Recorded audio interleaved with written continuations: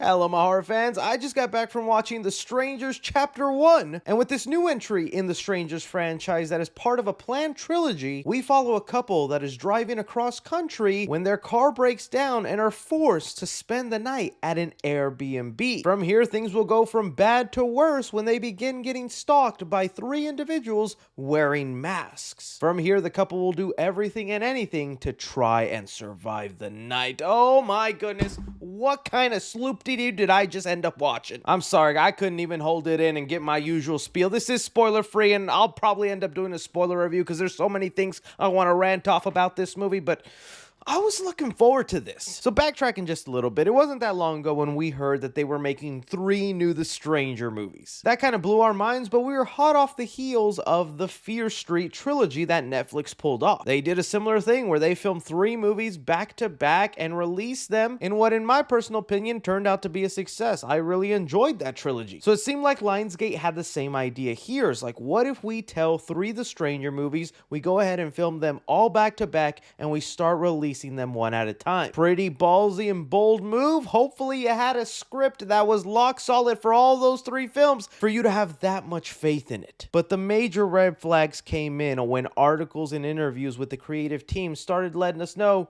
you're going to find out where the strangers come from. We're going to give them an origin story, and you're finally going to find out who Tamara is and why she's never home. And I was like, look, there is really an only 1% chance you pull that off and make it satisfying for horror fans, but I'm willing to see you try it. And now, having just paid money to go watch the movie, I am so disappointed, and this is a strong contender for worst horror movie theatrically released this year. I'd usually start these reviews with at least giving some positives and lending credit where I think it's due, even when a movie is bad, but I am struggling to find any sort of redeeming qualities from this film, so I'm just gonna go straight into my little spoiler-free rant. I absolutely loved that first The Stranger movie. I know it's not for everybody, but I do consider it to be a classic, almost a masterpiece. The second movie, while definitely a dip in quality, I found just fun on an entertaining level. And if you want more in-depth thoughts, I did just release a video yesterday giving you every little detail I love and some stuff I dislike about those films. But the reason I'm bringing that up is because if you have seen the first The Stranger movie,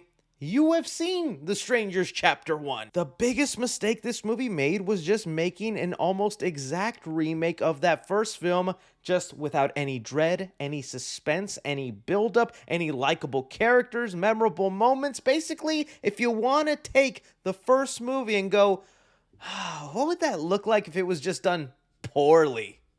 Oh, I got that right here for you, buddy. You want to see it? It's been 15 years since the last movie. Not much has changed, buddy boy. They beat for beat hit on all the exact moments of the last movie and only changed like really minor, insignificant, dumb stuff. Oh, the girl in the first movie wanted tobacco cigarettes? Well, in this one, she's gonna be smoking that devil's grass. Oh, modern interpretation, fabulous, brilliant. The movie just comes off so unimaginative, lacks creativity, and has nothing new to say, even with it copying a lot of the events of the first movie. Not once did they improve on something. In fact, this movie really relies on just loud noises and jump scares to terrify you. That first film did such an amazing job of building up the sense of dread and fear through minimal sound. That movie is like silent for like 60% of the time, but that silence and feel of realism really hit home for me.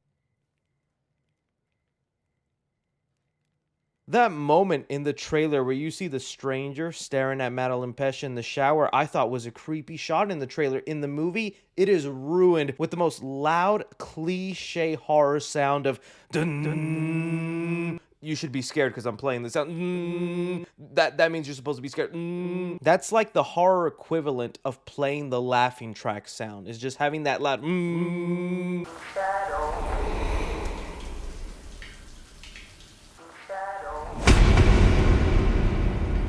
Also, the movie is rated R. It did not need to be rated R. It's so funny because the movie starts off saying there are tons of home invasions. 7 of them have happened since this movie has started. Kind of cool of them to do that. But then it says, you are now about to witness the most brutal home invasion. It is not the most brutal home invasion. This is the most tamed rated R movie I have seen in a long time. I am not exaggerating when I say Tarot, which is right now what I thought was one of the worst horror movies of this year, had better kills than The Strangers Chapter 1. No exaggeration. And that movie was PG-13. That film at least got creative and it let some of the imagination flow with its sound effects and the way they went about taking down people. Here, it's not there. Why is there cutaway kills in a rated R movie? I also feel like this director just did not know how to handle the strangers and make them terrifying, because this is the least terrifying they have been from the last two movies. But getting on to like the other thing that this trilogy is promising that wasn't even delivered in this first movie is them saying, find out how the strangers became the strangers. They're promising they're going to deliver on that answer you've been wanting to know. Why are they doing this? What's behind the madness? Something that's not going to satisfy any of us. But for those of you who were curious, it's like, hey, I'll buy a ticket just to see what's the reasoning. Not given in this movie, but the small clues that they give you on what is going to be explored in the next two movies that'll work as the motive for these strangers, I can already tell you is going to majorly disappoint. It is not interesting at all. Seems pretty obvious who are behind those masks and why they're doing it. I can already tell you, I hate the reason. I thought the reasoning of that first movie, where you never really found out why they were doing it, who they were, or even why they chose this couple, and the way they went about unfolding that worked so well. To like put it in a perspective, if you were a victim of a home invasion and ended up dying, I bet you don't really get to find out who your killer was or why it was happening to you. You just die. And that's why I've always found so frightening about that movie, because I felt like it gave the audience that same sort of feeling without, having to stab you. I was open to the idea of where they could go if they had an interesting story, but it looks like they're going to go for the most mundane. This movie should have been like a film that came out in the 90s, because everything about it is so simple and basic. And I'm still not even done ranting off about it. Madeline Pesh and Froy Gutierrez, who are the main two leads, separately as actors, I think they're fine. I think Madeline Pesh is a good actress. I even like the guy Froy Gutierrez.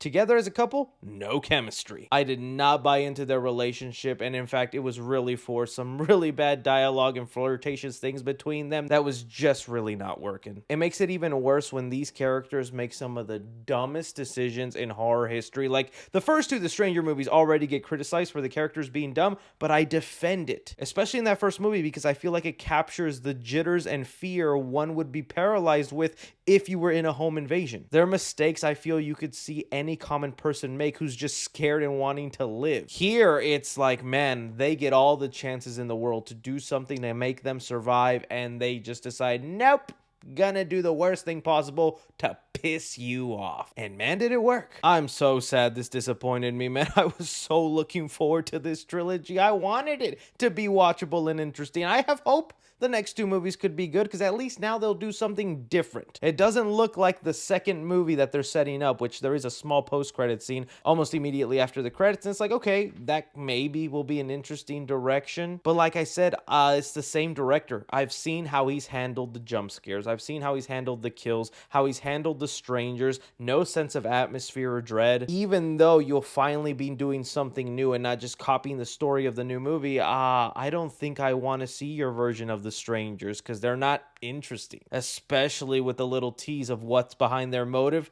Oh man, I will be shocked if the next two movies get theatrical releases. I'm thinking Netflix, Amazon, or one of these streaming services is going to end up buying the rights to the next two movies, and they'll just end up straight to streaming. I'm obviously going to go in optimistic and hope I like the next two movies, but right now, severely disappointed. So for The Strangers Chapter 1, I'm gonna give action 2 stars. The beautiful part of the last two movies is they knew, set up the characters, put them in the situation, and get the strangers on their butts. This movie does the opposite. It meanders and drags its feet to get the action started, and even when it does start, it's not that interesting. Comedy in the movie, I'm gonna give it 1.5 star. Honestly, you're gonna be laughing more at this movie taking itself seriously and thinking that it's being clever when it's really not. My audience was laughing in moments it was not supposed to. Drama in the movie, I'm gonna give it 1 star. Dude, it's fine if you want to attempt a remake, but at least have something new to say, a different angle, or do something inventive with it. Just copying and pasting the new movie with like minor tweaks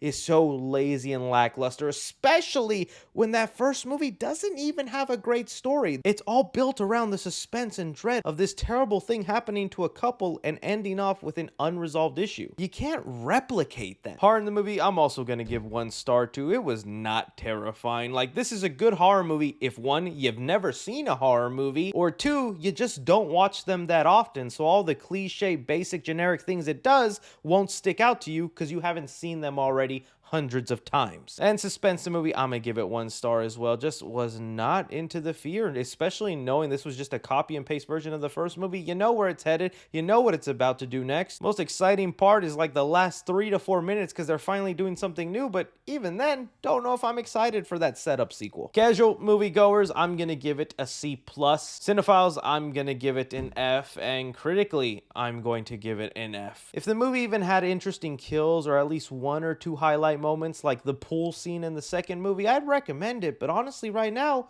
I'm gonna tell you to avoid it. Oh, brother, this guy stinks! Again, that's just my opinion on the movie, guys. Funny thing is, I know as horror fans with this terrible review, you still want to see the movie. You want to check it out for yourself and hold out that hope that the movie will be good to you. I had that feeling when I was seeing all the bad reviews for this movie. Sadly, I should have listened to them. Here's hoping 2 and 3 are good, but now I'm not going to have high hopes for it. Don't forget to like, subscribe, follow me on Twitter at 3C Films or on TikTok at 3C Films. But as always, I'm Chris. Take care.